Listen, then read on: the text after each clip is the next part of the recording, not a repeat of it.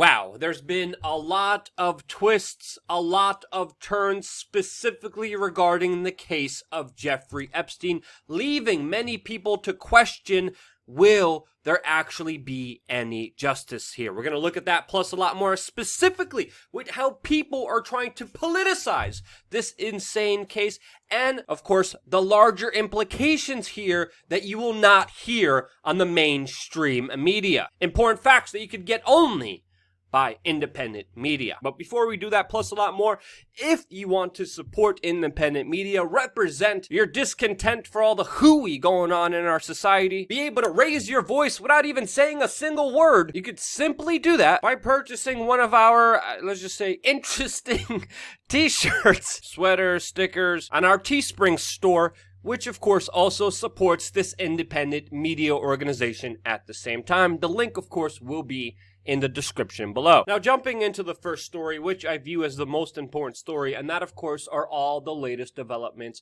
with the billionaire politically connected pedo Jeffrey Epstein, which finally is getting some mainstream media attention about the insanity of this entire case, but yet there's still so much information that is being left out and needs to be looked at critically, since many special interests want to politicize this entire situation for their own benefit while not giving you the full picture. And as a reporter who has been reporting on Jeffrey Epstein for a number of years now, I could definitely tell you there's a lot missing from the bigger narrative that's being sold to you. Now, first of all, a lot of Democrats have been using this situation to put pressure on Donald Trump's labor secretary, Alexander Acosta, to call for his resignation. Since, of course, it was Acosta, who then was a U.S. Attorney General in 2008, that gave Jeffrey Epstein a deal that many people have characterized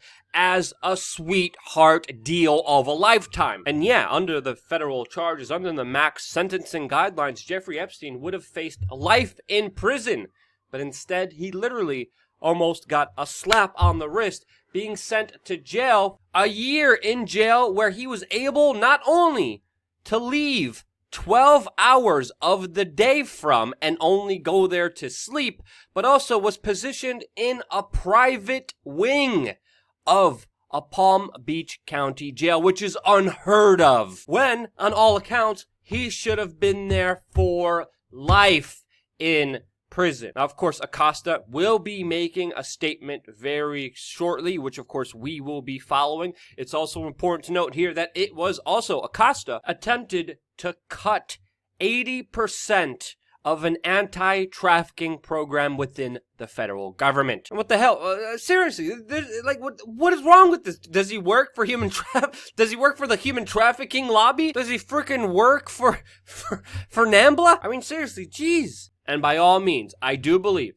that Acosta should resign, and I have not seen any evidence recusing him from the accusations that are levied against him. And again, this is a man who had Jeffrey Epstein's faith in his hand. He could have held Epstein accountable, but literally, not only just gave him a slap on the wrist, but let him be free to roam around the entire world in his private jets, which he still continued to do so. And sadly, there's probably more victims out there today because of Acosta's inadequate dereliction of duty. And yes, on these accounts, unless you could convince me otherwise, Acosta should immediately resign. But if he steps down, this highlights the severity of this case. What is going to come out that made Acosta resign? And another interesting kind of speculation that we're hearing is that, of course, this is going to lead to other individuals, not just Jeffrey Epstein, who are going to be charged here. Because very interestingly, the federal unit that is going after Jeffrey Epstein, it's not the trafficking unit. It's specifically the public corruption unit of the FBI that relaunched these latest indictments on Jeffrey Epstein, which of course is why many people think there will be other people who will be going down for these awful, awful crimes. And with all of this, of course, a lot of people are speculating that this is going to bring down the Clintons, bring down the Trumps, disappointing me and many other people, saying, hey, can we stop trying to play party politics, trying to win power in this situation, and just take down the corrupt billionaire pedophile politicians in our society?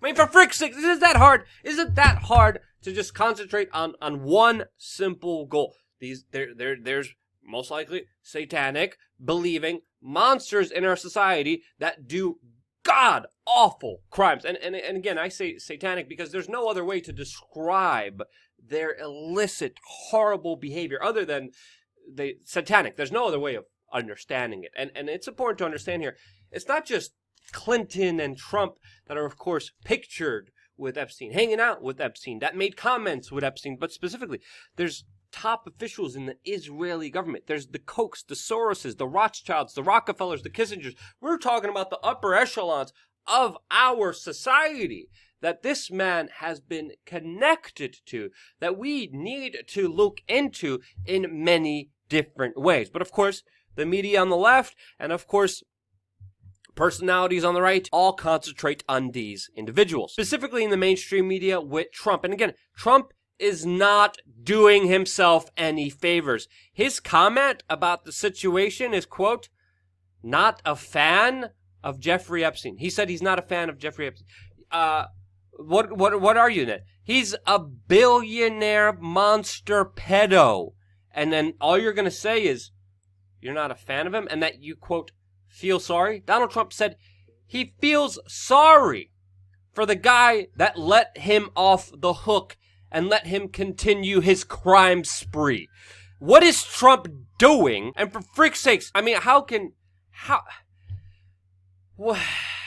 I'm sorry, but comments like this should anger everyone with the severity of this situation. In Israel, it's also used and extorted for political purposes, as the Times of Israel wrote in their article titled, quote, Epstein's case oozes into Israeli political mud as Netanyahu-Barak trade barbs, with the Prime Minister of Israel, Benjamin Netanyahu, highlighting, publicly talking about how Jeffrey Epstein was connected to, of course, his political rival, Ehud Barak. While, of course, other people set their targets against Bill Clinton, who, by the way, Jeffrey Epstein's accused pimp and groomer was actually just even recently uncovered to be attending Chelsea Clinton's wedding. And as we know, of course, Bill Clinton has been documented 26 times from 2001 to 2003 to be flying on the Lolita Express, many times going to the infamous illicit island, which, by the way, Eric Prince has publicly said that Hillary Clinton attended as well herself. And again, this rabbit hole goes a lot deeper as more victims are coming out. And again, one other thing I wanted to clarify here, a lot of media reports are talking about young women. No, these were children that were taken advantage of. And this is an important highlight of the story, as we're even going to be seeing more victims coming forward. And hopefully, there will be some justice in this case. But we should be very skeptical, since it was the same federal authorities that not only gave him a slap on the wrist with a sleepaway camp jail in his own private section of the jail, and federal authorities that dragged their feet for over a decade, knowing and having all the information that they had about this particular case that they just now decided to, quote, reopen. Again, in my opinion, everyone should be investigated here. And I don't care if you're Donald Trump or Bill Clinton. If you aided and abetted, and if you knew a pedophile was out there and you didn't report him, you deserve to face some legal repercussions. I don't care about your political allegiances, because they shouldn't matter here, because this is a simple case of right and wrong, of not even right and wrong, of evil and gosh darn common sense. And of course, that's what we're going to be following, like we have been for many years now, this important case of Jeffrey Epstein. Now, most importantly, I wanted to leave the question to you.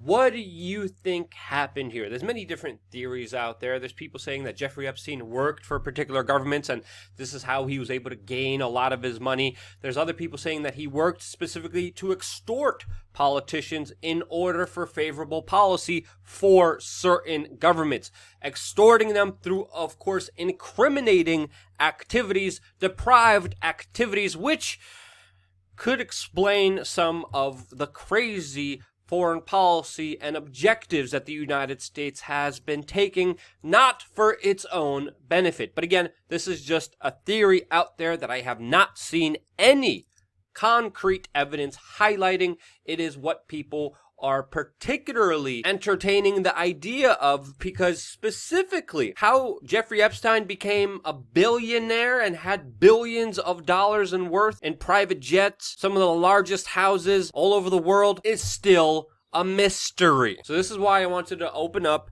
maybe why you could explain some of the erratic, crazy behaviors by Bill Clinton, who, by the way, had a spokesperson said that, quote, Bill Clinton knows nothing about these terrible crimes, which is laughable at the face of all the evidence here. But could this be a foreign government extortion ring?